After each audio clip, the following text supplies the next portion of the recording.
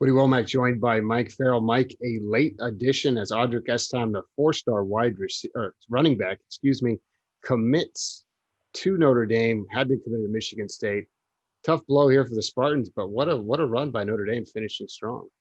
Yeah, and a tough blow for the Spartans for sure. I mean, they got somebody in the transfer portal, Joyner from Auburn, but this is a kid that they worked hard to get.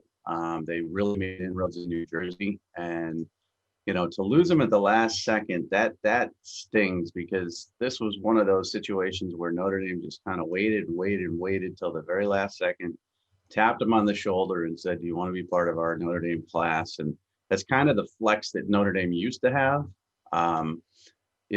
More on a national scale, but it's clear that the pecking order here is Notre Dame and then Michigan State. Now, Logan Diggs, who didn't sign from Louisiana, will probably end up at LSU now. They want two backs in this class. They wanted a slasher and a bruiser. And this kid's a bruiser. I mean, 6'1", 215, downhill runner. And he's perfect for what they like to do offensively between the tackles. I don't think he's going to catch a ton of passes or make a ton of people miss in space, but he's going to pound and wear you down. And that's exactly what Brian Kelly likes to do. Yeah. And I mean, this was a guy whose stock kind of rose. I mean, he really had a strong finish to his high school career.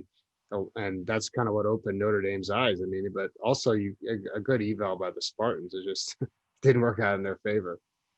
Yeah. And he was supposed to go to Rutgers too, because his coach, St. Joe's Montville, his coach was hired at Rutgers by Shiano, and he's an old friend of mine, Augie Hoffman, back in the day of the 1990s recruiting. And, to his credit, Augie would never try to pull his kids to one program because he's there. So Michigan State got him, and they also got his teammate, an offensive lineman as well, as a four-star kid, and I don't think he's signed either. So this one stings for sure.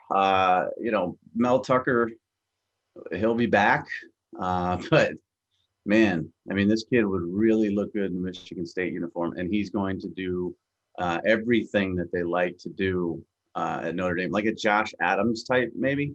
That would be my description of him, the Josh Adams type for Notre Dame.